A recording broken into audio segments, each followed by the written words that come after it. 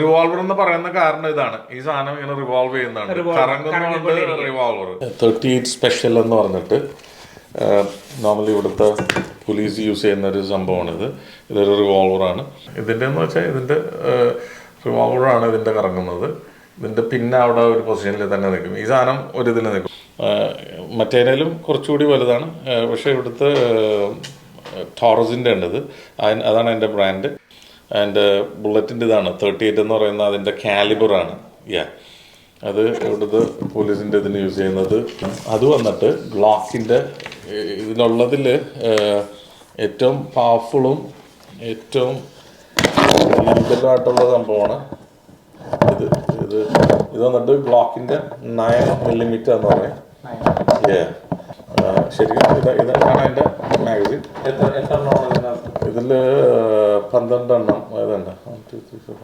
12 എണ്ണം ഇത് നമ്മുടെ റൈഫിളിനാണ് ഇതിൽ മാഗസീൻ ഉള്ളത്.